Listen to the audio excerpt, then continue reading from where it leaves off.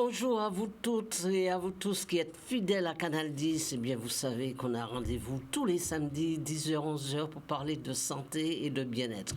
Alors, merci à vous tous qui me permettez de venir chez vous par le petit écran. Bonjour à toute la diaspora antillaise de Paris. Bonjour la Martinique et bonjour la Guadeloupe. Et merci pour vos appels.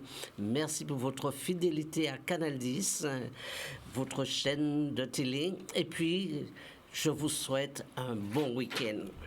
Alors, je crois que le soleil est au rendez-vous. Nous arrivons dans la période du carême, un moment important aussi pour nous tous. Bien, on va en parler. Mais nous avons aujourd'hui un invité qui nous a fait l'honneur de venir sur notre plateau. Bonjour Cyril Grappin. Bonjour. Comment allez-vous? Ça va, très bien, super. Alors, merci d'avoir répondu à notre appel et de venir sur notre plateau parce que vous êtes agriculteur paysagiste. C'est ça. Et vous êtes venu pour nous apporter plein de cadeaux, plein d'informations et puis nous sensibiliser bien sûr sur nos plantes médicinales et puis sur l'agriculture, enfin, sur, là j'ai noté, vous faites de la permaculture. Et vous faites aussi de l'agrotourisme. Alors, permaculture, c'est quoi exactement? Alors, permaculture, c'est un peu un nouveau terme pour dire que c'est une agriculture naturelle et qui est faite pour durer dans le temps. Voilà, en général, j'aime pas trop le terme permaculture. Moi, je préfère utiliser le terme d'agriculture naturelle, qui consiste en fait à n'utiliser aucun produit chimique et à observer ce que fait la nature pour s'en aider, en fait. Vous travaillez en complicité avec la nature. Voilà. Et on revient à l'essentiel, c'est-à-dire arriver à avoir quelque chose de naturel sans des apports chimiques et sans contaminer le sol. Surtout que ça fonctionne très bien à partir du moment où on a compris les interactions entre chaque insecte et l'utilité de chacun. Donc c'est vraiment l'inverse d'une monoculture. Une monoculture, c'est un champ avec une seule culture. Par exemple, un champ avec uniquement de la banane, un champ avec uniquement de la canne. Ça, en général, quand on a ce genre de monoculture, quand un insecte vient envahir ça, il est à l'aise parce qu'il n'a pas de ravageurs pour le contrôler. Alors que dans un système agricole polyvalent et avec une grosse diversité, vous avez les insectes nuisibles qui viennent, mais vous avez aussi les utiles qui sont déjà là pour les contrôler. Donc en fait, c'est ça un petit peu le secret qui n'en est pas vraiment un. Il faut juste amener de la biodiversité pour que l'équilibre naturel se fasse tout seul. Alors c'est tout un art, hein. Ça s'apprend, et puis bien sûr l'expérience que vous avez. Oui. Alors je rappelle que vous êtes en direct sur Canal 10, que vous pouvez appeler au 96 10 10. C'est le moment, nous avons un professionnel qui va nous parler vraiment. Alors si vous voulez faire votre petit potager, connaître vos plantes médicinales et puis apprendre à les cultiver, il va nous réserver beaucoup de surprises et également beaucoup de recettes. Alors prenez de quoi écrire et puis surtout n'hésitez pas, vous l'appelez, vous lui demandez des informations sur vos plantes, sur votre jardin médicinal. Alors, vous faites aussi de l'agrotourisme. Oui, alors juste un petit rectificatif. Oui. Le parc fruitier au jardin 971, c'est vrai qu'on a des plantes médicinales, mais c'est avant tout un parc fruitier. Donc c'est vraiment pour mettre en valeur les arbres fruitiers locaux, les plus classiques, corosol, pomme, cannelle, goyave, etc. Mais aussi beaucoup d'autres fruits qui ont tendance à disparaître, que je vais vous montrer ici dans peu de temps, comme par exemple la prune café, le bilimbi, la caïmite. Voilà. Et à part ça, j'essaie de développer des fruitiers qui ne sont pas forcément originaires de Guadeloupe, mais qui poussent très très bien, comme on peut voir sur la photo, les ramboutans, qui est un petit fruit qui commence à être connu, qui est de la famille du litchi. Les autres que je développe beaucoup aussi, c'est le mangoustan. C'est le fruit qui ressemble à une fleur qui a des quartiers blancs. Et pour terminer, le longan. Voilà, donc c'était juste une petite parenthèse. D'accord, donc il y a tellement de choses à dire. On va revenir dessus tout à l'heure. Et donc, avec ça, tu fais des ateliers. Voilà, on fait des ateliers et des visites. Donc, en fait, ce sont des visites et des ateliers qui ne sont pas proposés tous les jours. C'est uniquement un samedi sur deux et c'est sur réservation obligatoire. Donc là, samedi prochain, on a 2 événements. Un le matin qui commence à 8h30, ça dure à peu près 2h30. C'est un atelier plus la visite du jardin des plantes médicinales. Ça, c'est le matin. Et l'après-midi, j'organiserai un atelier pour apprendre à lutter naturellement contre la fourmi manioc, parce que c'est un fléau en Guadeloupe depuis des années maintenant. Et du coup, à force de l'observer, j'ai développé des techniques naturelles pour arriver à la contrer. Pas forcément l'éliminer, mais au moins à faire en sorte qu'elle ne bouffe pas tout dans le jardin. Voilà, mais c'est ce qu'on va parler ce matin, les fourmis manioc. D'accord. Parce que ce sont des sales bestioles qui vraiment gangrènent nos plantations. Alors, mais avant de commencer, on va juste passer une petite vidéo. D'accord. Où tu nous montres comment on peut combattre ces fourmis manioc. Voilà, c'est une technique que j'ai mis en place petit à petit, vraiment à force d'observer. Les éléments se sont mis bout à bout et m'a permis de sortir cette technique que j'ai mis en ligne sur Facebook pour que tout le monde puisse se l'approprier en fait. Oui. Bonjour à toutes et à tous. Alors aujourd'hui je vais vous montrer la technique pour faire barrière aux fourmis manioc en utilisant juste de l'huile alimentaire et puis on va y rajouter aussi quelques fourmis manioc pour y mettre leurs fameuses phéromones danger. Donc là, comme vous voyez sur cet arbre là, c'est un pied de café, elles me l'ont dévoré, hein. Ça fait vraiment des dégâts considérables. Donc du coup, là on les voit aussi sur leur passage. Elles sont en train de prendre tout ce qui est feuilles et puis elles les ramènent à la fourmilière. Donc ce que je vais faire pour protéger cet arbre, je vais prendre un bout de scotch. Que je vais mettre autour de l'arbre. Côté collant vers moi.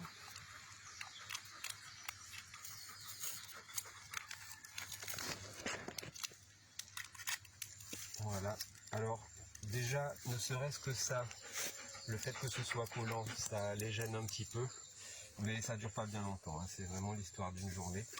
Alors pour accentuer les choses et puis pour que ça marche plus longtemps, je vais rajouter de l'huile et puis pour y mettre les phéromones danger, je vais rajouter quelques fourmis manioc dedans. Le temps qu'elles se noient, ça va vite. Et qu'elles libèrent leurs phéromones danger. Donc plus vous laisserez longtemps et plus vous mettrez de fourmis et plus il y aura de phéromones. Donc après tout simplement ce qu'il faut faire avec un pinceau, on reprend un petit peu d'huile. Bon normalement il faut laisser un petit peu plus longtemps pour que ça agisse bien. Et puis après vous en passez sur votre scotch. Donc ça fait une barrière infranchissable pour les fourmis manioc. Elles ont horreur de l'huile.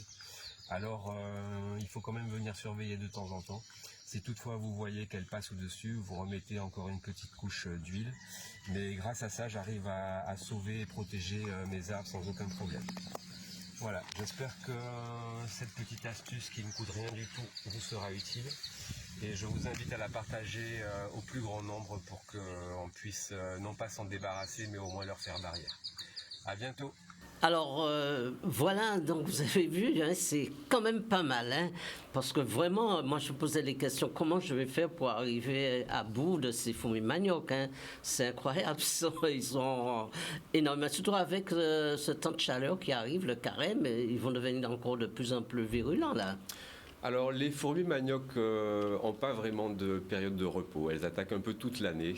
Oui, d'accord. Et par contre il y a une période où il faut être particulièrement vigilant, c'est aux premières pluies d'avril-mai. Parce qu'en fait, la fourmi manioc est comme l'abeille, c'est de la même famille d'insectes, les hyménoptères. Et quand le nid de fourmi manioc est trop à l'étroit, la reine a tendance à essaimer, à s'envoler. Je ne sais pas si vous avez déjà vu, c'est à cette période de l'année, hein, avril-mai en général, des fourmis manioc avec des ailes. Ouais. Et donc ça, en fait, ce sont des futures reines qui ont essaimé et qui cherchent à faire des nouveaux nids. Donc en fait, la période, je dirais, où il faut être le plus vigilant, c'est avril-mai, avant qu'elles n'essaiment et qu'elles ne refassent d'autres nids un petit peu partout. Alors, si vous avez votre jardin, vous avez des problèmes avec les fourmis manioc, c'est le moment d'appeler au 96 10 10 et puis nous allons partager un peu vos expériences, ce que vous avez vécu, mais aussi de poser des questions à Cyril qui va nous aider et puis nous conseiller. Alors, je rappelle qu'il fait des ateliers pour cela et que vous pouvez lui rendre visite. Et puis, je ne sais pas, il faut beaucoup de monde dans des ateliers. Alors, je fais des ateliers, j'accueille un maximum de 15 personnes. 15 personnes. Voilà. D'accord.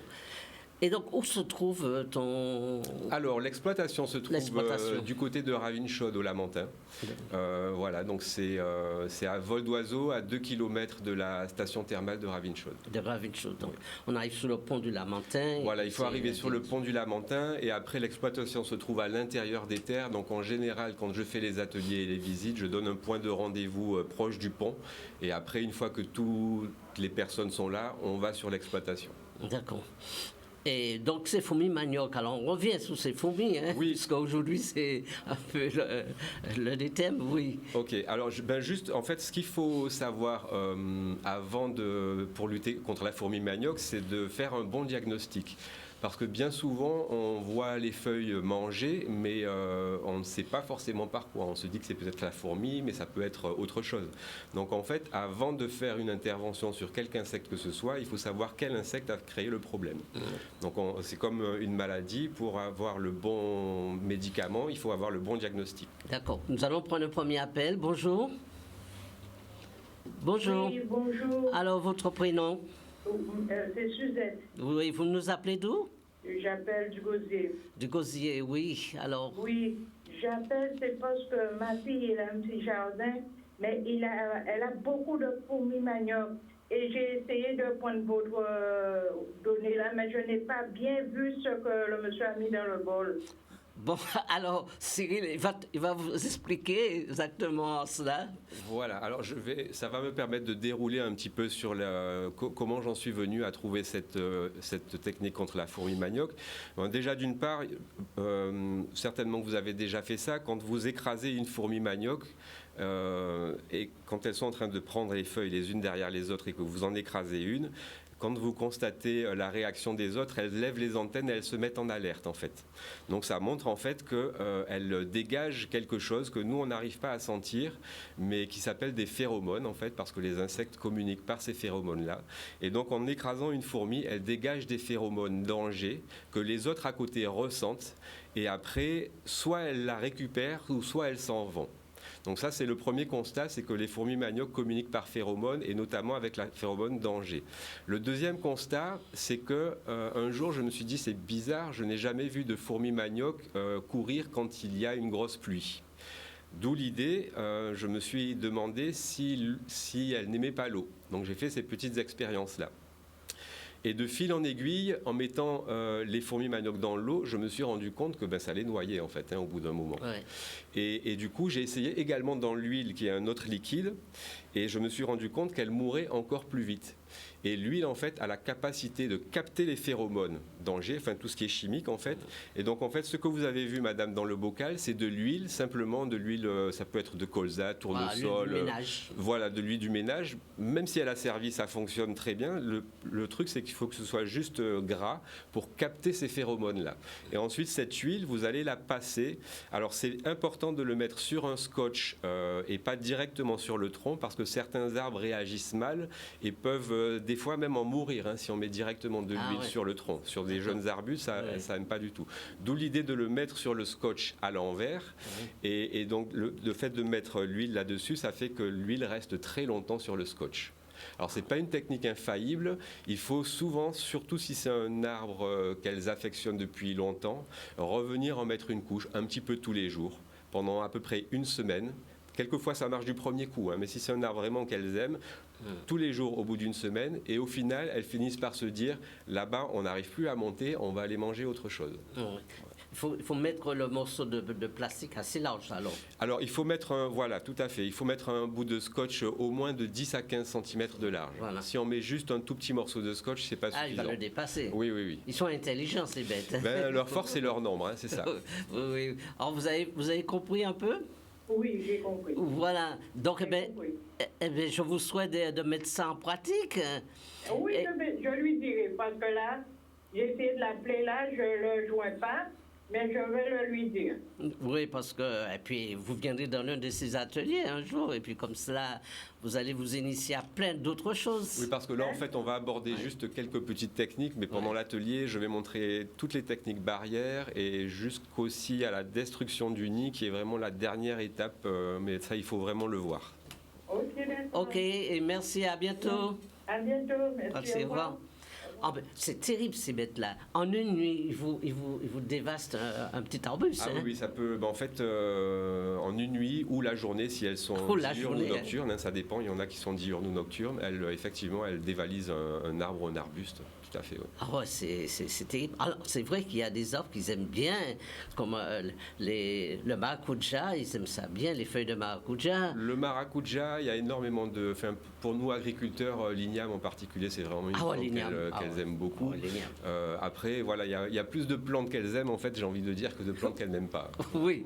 Ah ouais, l'igname, c'est terrible. Alors, les ignames, après en ornemental, vous avez les hibiscus, le chèvrefeuille, le grenadier. Le grenadier qu'elles attaquent aussi. Ah oui. Oui, oui.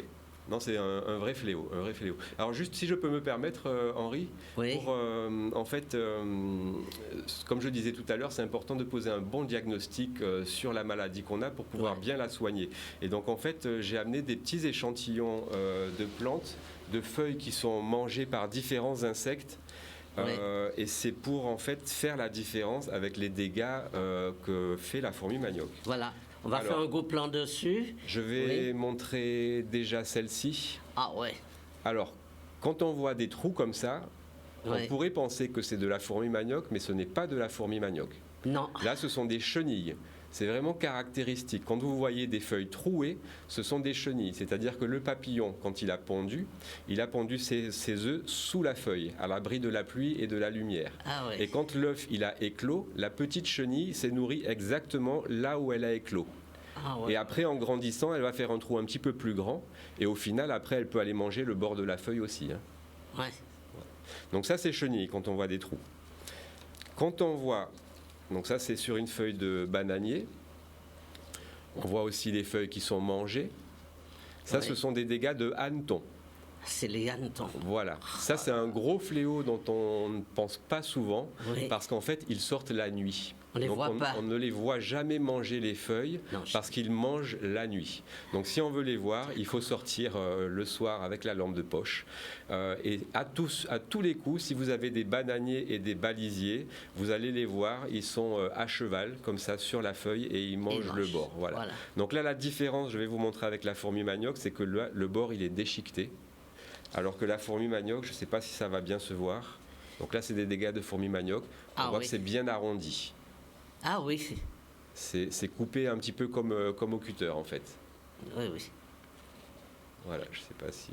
Oui, on le voit bien, oui. Voilà. Mais alors là, c'est terrible, alors. Hein, c'est des ravageurs, quoi. Ben oui, donc du coup, voilà, si on ne veut pas se faire manger toute sa récolte, ben on est obligé de trouver des astuces. Alors, beaucoup de personnes sont démunies, donc c'est un peu pour ça que je mets en place ces ateliers-là. Beaucoup de personnes, en fait, utilisent un produit chimique qui est détourné. En fait, c'est un produit qu'on trouve en pharmacie qui, initialement, est utilisé pour lutter contre les tiques et les puces pour les chiens et les chats. Ça fonctionne très très bien, mais voilà, c'est du chimique, donc du coup, moi, j'évite tout ça.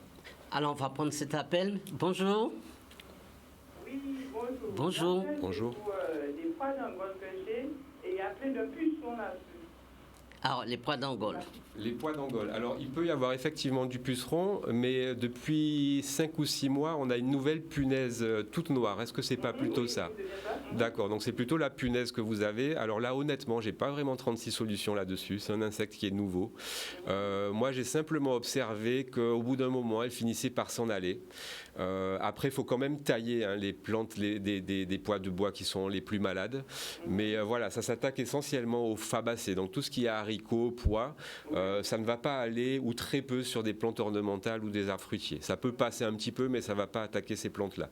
Donc voilà, après il faut simplement surveiller et tailler les parties malades. Moi sur mon terrain, j'ai observé qu'en ayant fait ça, elles avaient fini par disparaître. Après, j'ai pas énormément de pois non plus, et comme je vous disais, c'est tellement varié au niveau végétation que peut-être qu'il y a des insectes qui l'ont déjà contrôlé. Oui, mais il n'y a que sur les pois d'Angole seulement qu'il y a ça. Pois d'Angole et tout ce qui est haricots en fait. Hein. Oui, mais chez moi, c'est que le pois d'Angole. Même pour les cueillir, je peux prendre des plantes, mais tout mon corps est plein de puces. Ah, mais je vois, et puis quand elles se plaisent, elles font des colonies et on voit presque plus la tige tellement il y en a. Oui. Voilà. Il n'y a pas encore du coup ça? Non, pas à ma connaissance. Non. Oui, d'accord, mais merci. Je vous en prie. Merci pour votre appel. À bientôt. D'accord, merci. Oui.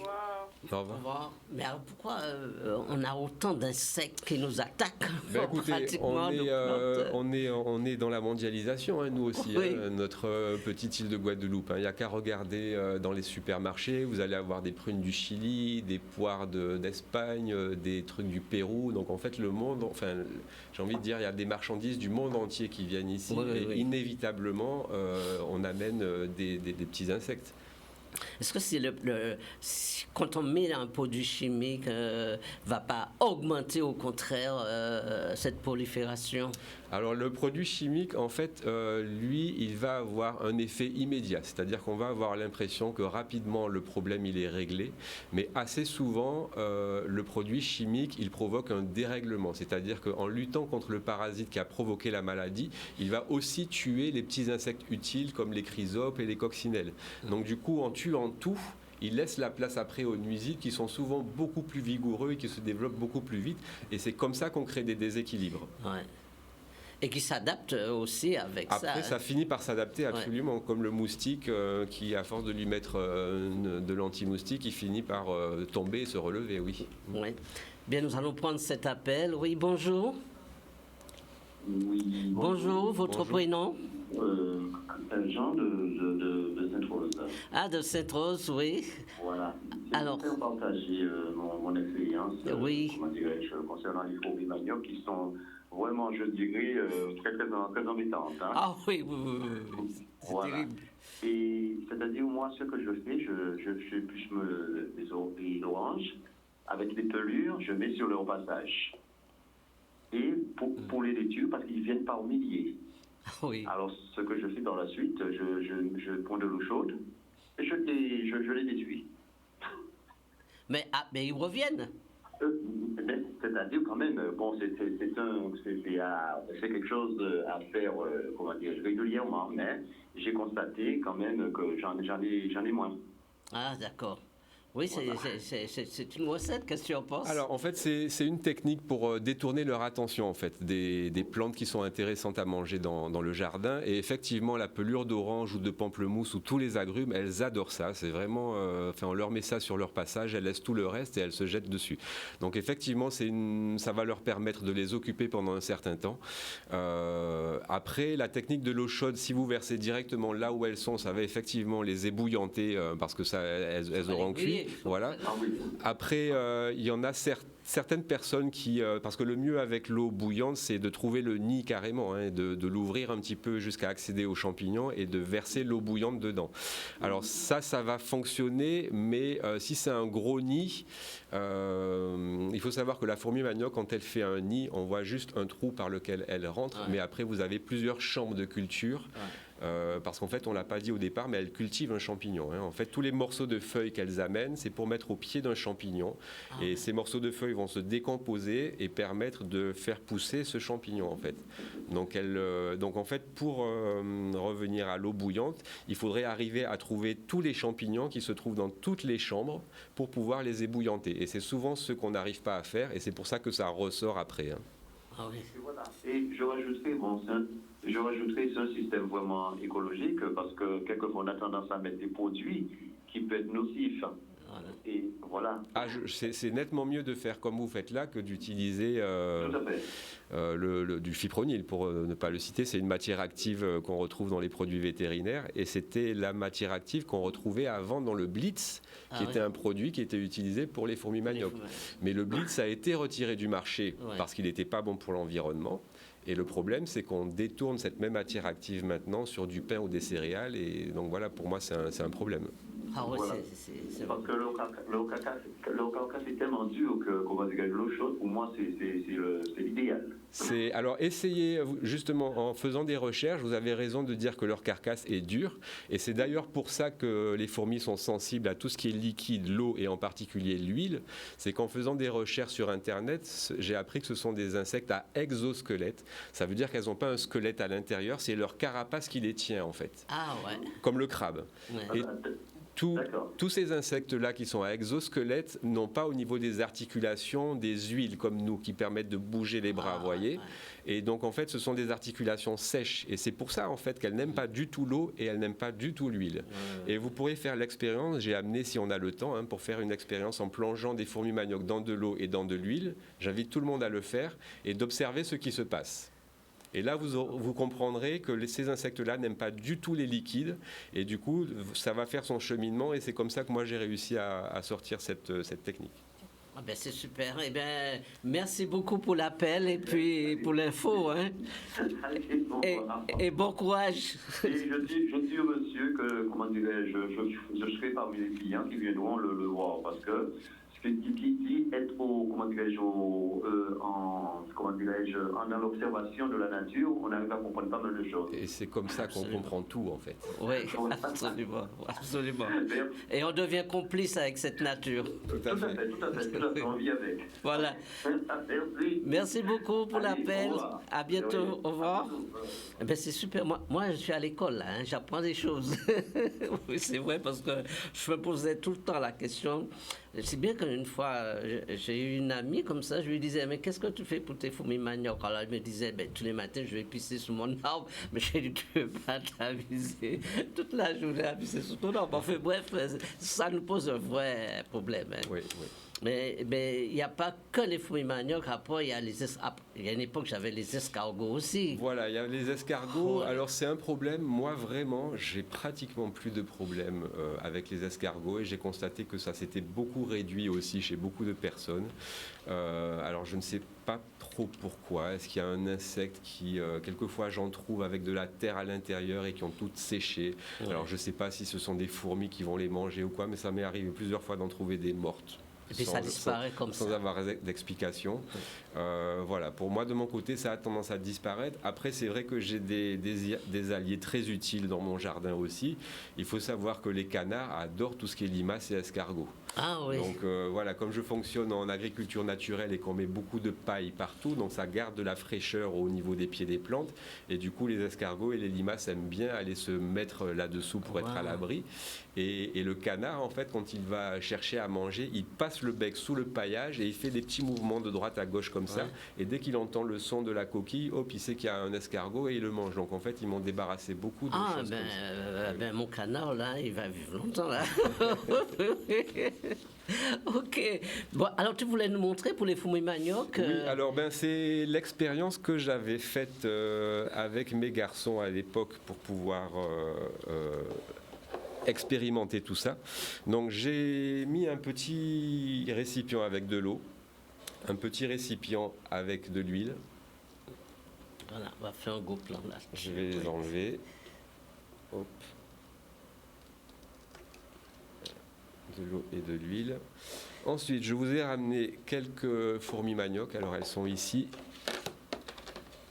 Ils sont vivants? Ah, elles sont vivantes, oui. Elles sont vivantes. Je les ai prises ce matin. On peut voir que ça bouge, je ne sais pas si... Oui. Donc je vais en prendre quelques-unes et je vais les plonger d'abord dans l'eau et puis on va décompter à peu près au chronomètre, savoir ce qui se passe. J'en mets 2 ici. Hop. Voilà. 2 dans l'huile. Hop. Ah, c'est super cette expérience-là, oui.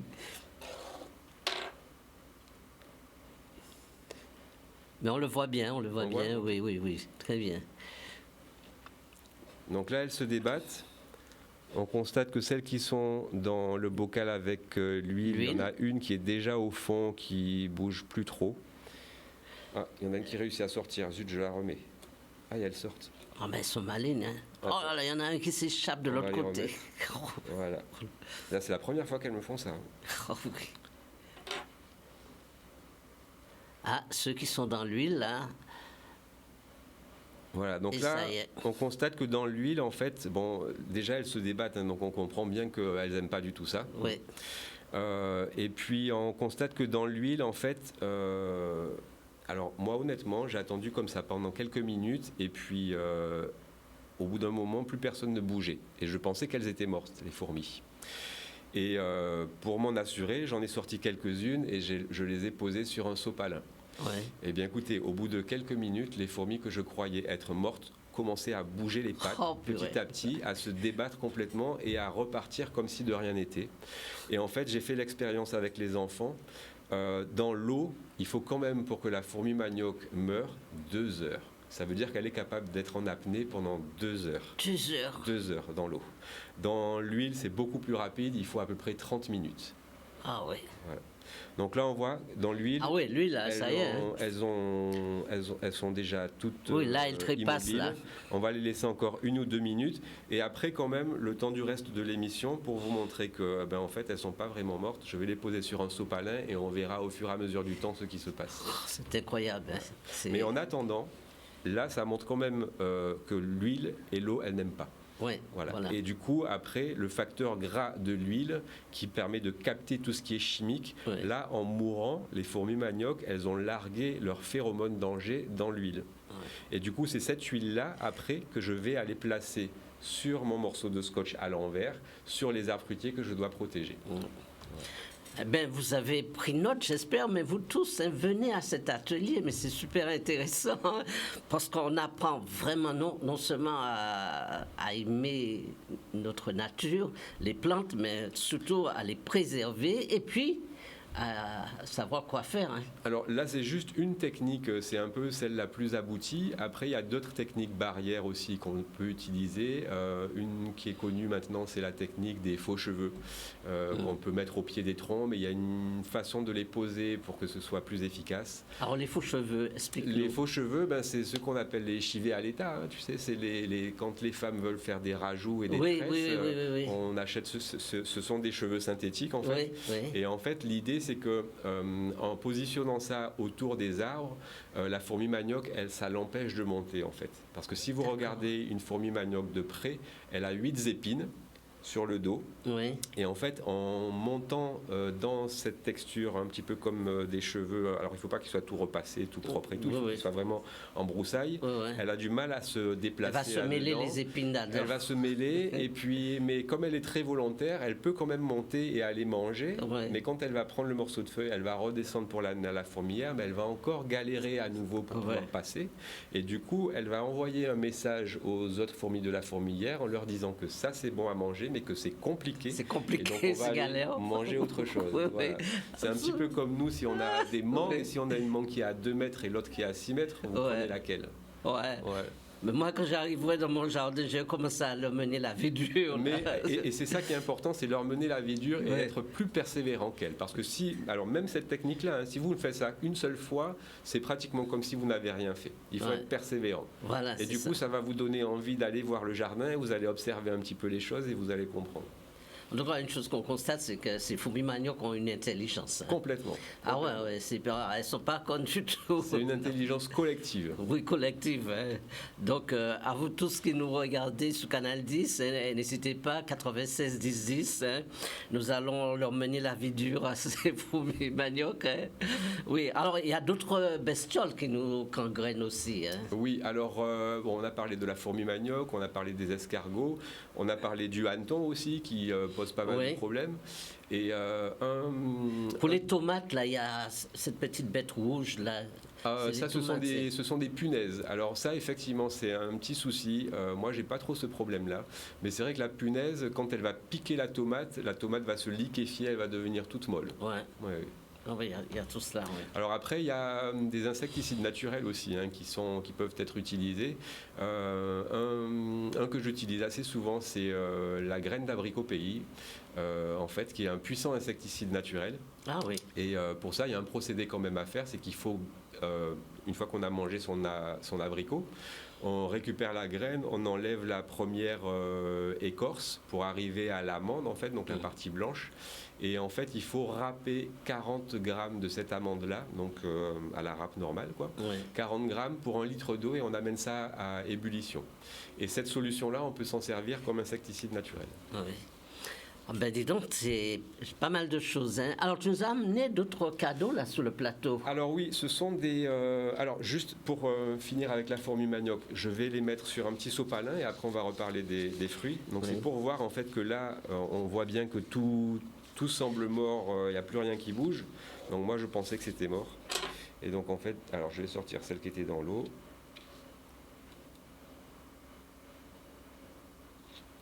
Et celles qui sont dans l'huile, je vais les mettre là.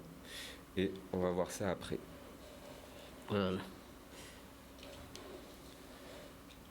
Alors, donc là, j'ai ramené des fruits de saison.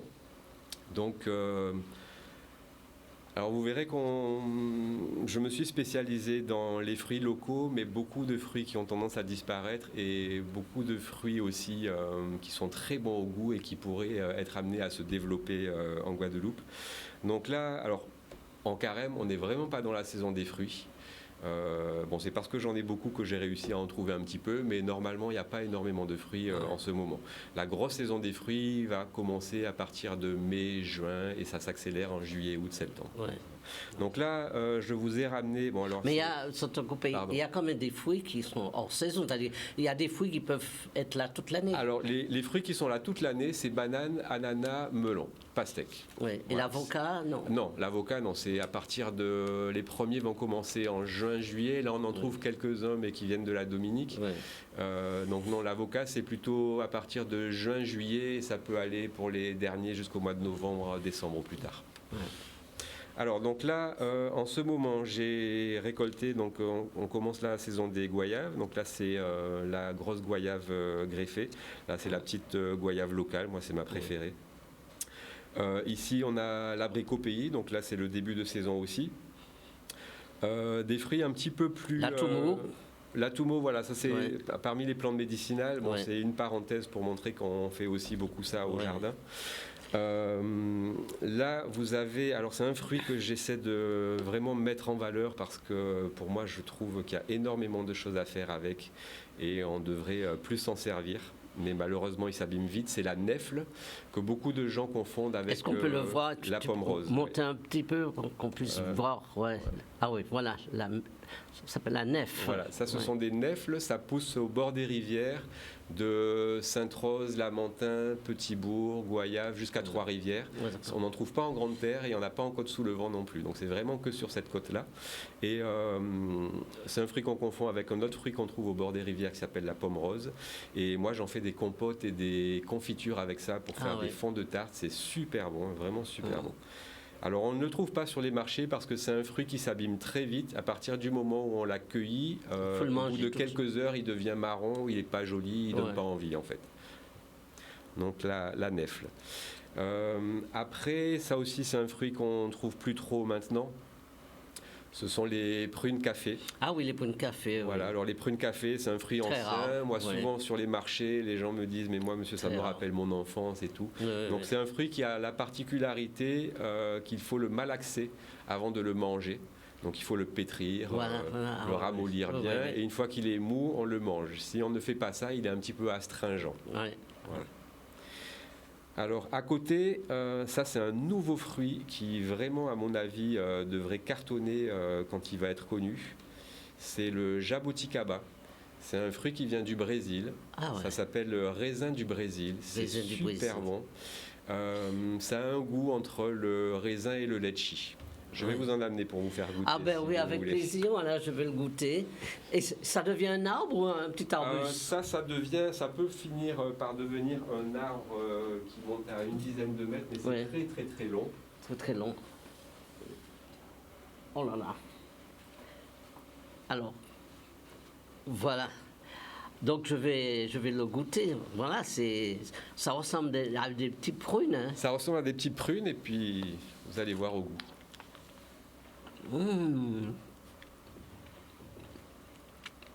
C'est très très bon. C'est très très bon, c'est juteux, ça explose en bouche comme le raisin. Alors à l'intérieur, c'est comme ça. Voilà. Ah oui, c'est superbement bon. Une chair blanche, translucide, sucrée, juteuse.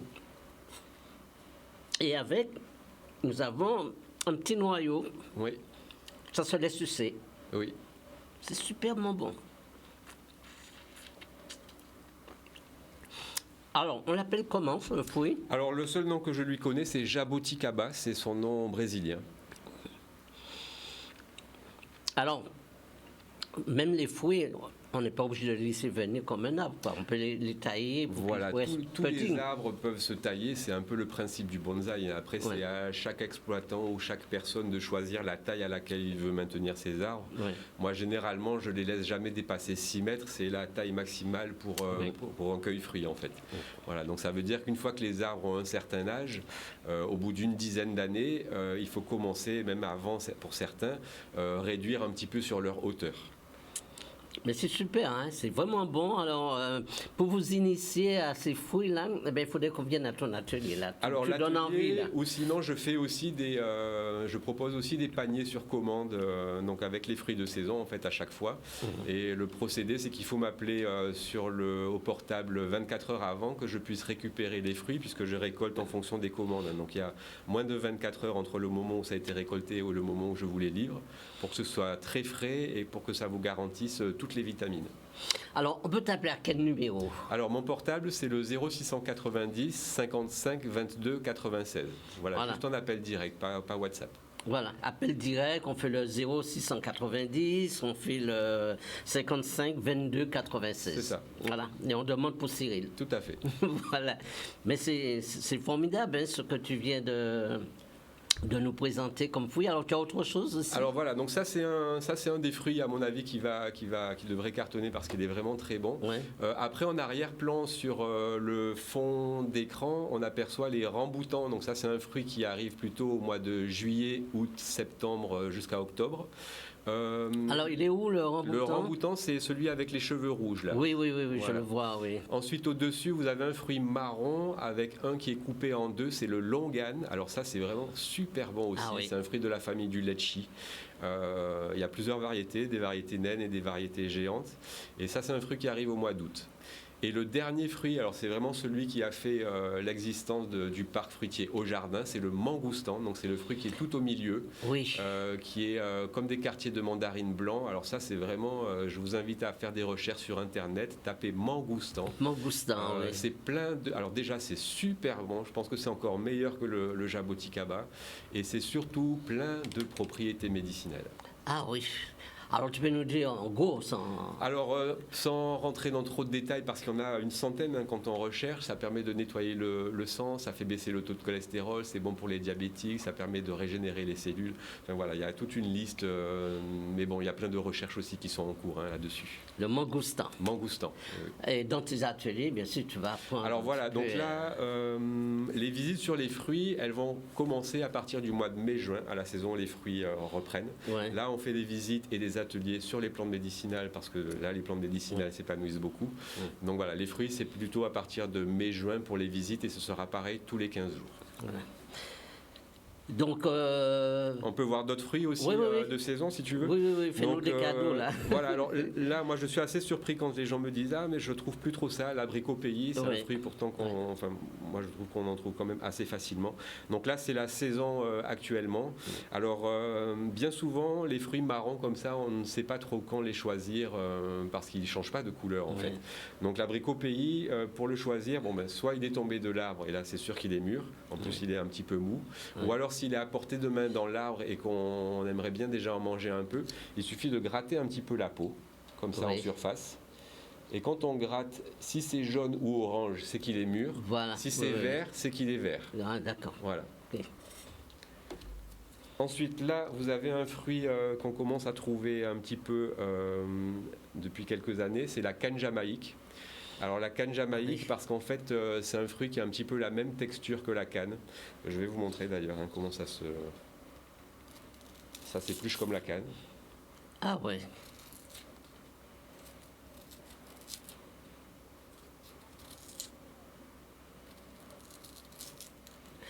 Et tout cela, c'est facile à cultiver, à mettre. Tout ça pousse très facilement, à condition. Alors, je dirais que la période critique pour les arbres fruitiers, c'est les 3 premières années. Pendant les 3 premières années, la plante est encore fragile. Et donc, c'est là où il faut la surveiller. Et moi, je vous avouerai que j'allais à certains moments, toutes les nuits, dans mon jardin, pour pouvoir récolter les hannetons, parce que les hannetons, ils mangent les feuilles des jeunes arbres fruitiers, et tous les soirs, ils montent pour manger. Donc si, imaginez un petit arbuste que vous venez de planter, un hanneton qui vient manger tous les soirs dessus, ça l'anéantit. Donc j'étais obligé je faisais des sessions pendant 15 jours pour pouvoir aller récolter les hannetons. Je les mettais dans un bocal et ils s'asphyxiaient comme ça, juste en les collectant. Et j'ai mon chien souvent qui m'accompagnait et qui... peut-être pour me faire plaisir, mais en tout cas avait pris goût au hanneton et du coup, dès qu'il en voyait un, il les mangeait aussi. Ah ben, il se rendait utile. Oui. Je viens vous faire goûter la canne jamaïque. Oui, avec plaisir, oui. Alors mettez la main comme ça. Oui. Alors ça, c'est moins bon, mais c'est très fibreux. Donc ça permet de nettoyer les intestins, les tuyaux. Oui. C'est un fruit qui est bon pour les diabétiques. Oui, et ça ressemble, on aurait dit une banane, mais en fait... ça a la forme un peu d'une banane, oui. On a l'impression que c'est une banane, mais c'est vraiment à l'intérieur, je ne sais pas si on peut le voir, mais oui, c'est comme une banane aussi à l'intérieur. Oui. Hein. Ah oui, c'est vrai. Oui. Ça ressemble vraiment. Alors...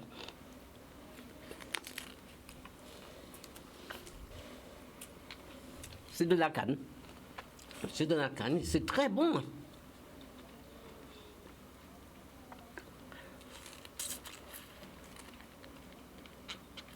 Ah oui, mais je me régale. Tant mieux. Je me régale. Alors, si je veux planter, est-ce que tu vends des plants, des arbres? Alors oui, tous les arbres fruitiers que je propose, que ce soit en fruits, en panier, je les propose aussi en plants, oui, tout à fait. Ah ben c'est super. Et donc là c'est pareil, il faut m'appeler au même numéro et venir me voir chez moi ou passer commande avant. Et donc je vous reçois avec plaisir. Ah mais c'est trop bon. Ah oui, c'est trop bon, c'est trop bon, c'est bon. Alors vous qui regardez Canal 10, eh bien vous savez, cette émission c'est vraiment votre émission. Et vous pouvez m'appeler au 96 10 10, nous avons encore du temps. Et puis, n'oubliez pas, cet atelier, vraiment, ça vaut le coup. Ça vaut le coup parce que c'est inédit et puis beaucoup de choses d'intéressantes. Donc, je redonne le numéro. C'est le 06 90 55 22 96. Alors, ton premier atelier, tu l'as fait quand? Le prochain, quoi? Le prochain, c'est samedi prochain. Le matin, le matin, c'est visite plus atelier sur les plantes médicinales. Et l'après-midi, c'est à 15h, c'est l'atelier sur les fourmis manioc. Alors, si on peut regarder l'expérience de tout à l'heure avec le sopalin, on remarque que celle qui était dans l'eau commence un petit peu à bouger. Elle était complètement immobile. Bon, elle n'est pas très vaillante encore. On va la laisser Ah oui, elle bouge. Oui, elle bouge. On va la laisser se refaire une santé. Voilà, j'ai cru qu'elle était morte, mais... Non, là, elles vont toutes se relever parce qu'en fait, on n'a pas laissé 2 heures celle-là dans l'eau et on n'a pas laissé celle-ci plus d'une demi-heure dans l'huile. Et vous pensez l'autre qui était dans l'huile, oui, elle va se relever. Si on a le temps d'attendre une demi-heure, non, on n'a pas le temps d'une demi-heure, non. C'est sûr qu'elle va se relever. J'ai fait l'expérience plusieurs fois. Ouais. C'est incroyable, hein? Oui. En tout cas, tu nous as appris des choses là à travers cette émission. Alors, je rappelle donc, le matin, tu fais l'atelier des plantes médicinales. Voilà. Hein, donc, c'est plutôt ton épouse. Alors, c'est ma compagne qui s'occupe de cette partie-là, oui. C'est sa spécialité. Oui. Et l'après-midi, c'est l'atelier sur les fourmis manioc, au cours de laquelle je vais montrer les différentes techniques barrières, parce que ça, c'est juste une technique barrière. Ouais. Et je vais montrer aussi la dernière technique pour pouvoir détruire le nid complètement. D'accord. Donc, nous allons prendre un appel. Bonjour. Oui, bonjour monsieur. Bonjour, votre prénom? Sur le plateau. Oui. Je voudrais dire au monsieur qu'en mettant de liquide vaisselle ou même de l'eau savonneuse. Donc les fourmis manioc, ça blanche tout de suite. Ça les tue tout de suite. Ah, vous avez fait l'expérience comme moi dans l'eau et vous les avez sorties après quelques temps pour voir si vraiment elles étaient mortes? Non, c'est que c'était les fourmis manioc qui étaient sur quelque chose, je l'ai mis dans de l'eau savonneuse et donc c'est plongé tout de suite dans l'eau, hein. C'est noyé tout de suite. Oui, oui, oui, mais elles plongent très rapidement, hein. Après, est-ce que vous avez essayé de les sortir de l'eau après un moment pour voir si elles bougeaient? Non, mais ils étaient morts. Ils sont morts, hein. D'accord, ok. Si, ils meurent. Parce que le savon, il ne peut pas rester à la surface. Ah, d'accord. Ouais, ça doit les faire plonger plus rapidement, Voilà. ouais, certainement. Voilà. Ok. C'est ce que je voulais dire. D'accord. Bon, ben c'est bon à prendre.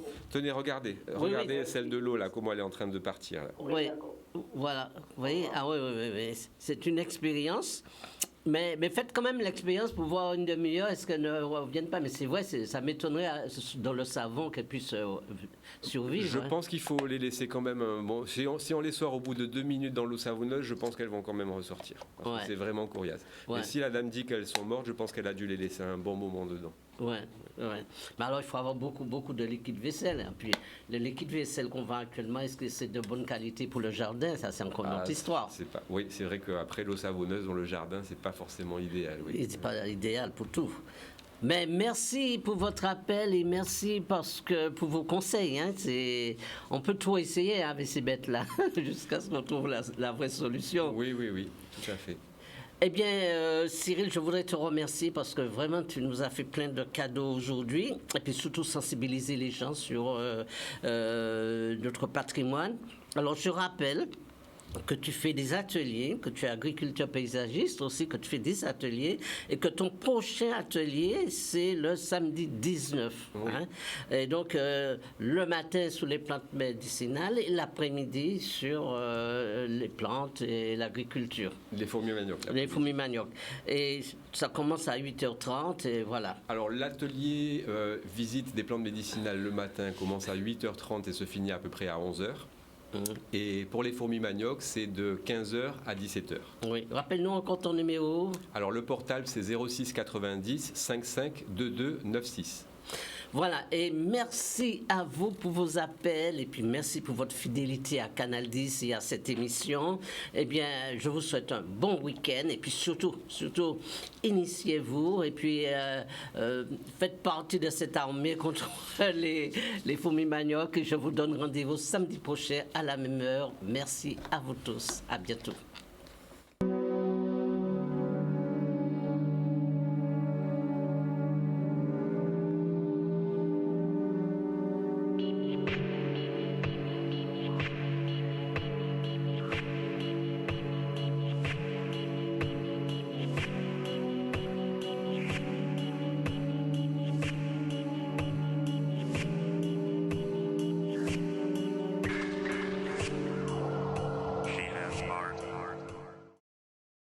Bonjour à tous, je m'appelle Henri-Vincent Périan, je suis naturopathe. Fort de mes 40 ans d'expérience, je vous présente mon dernier livre, Maigrir par la naturopathie.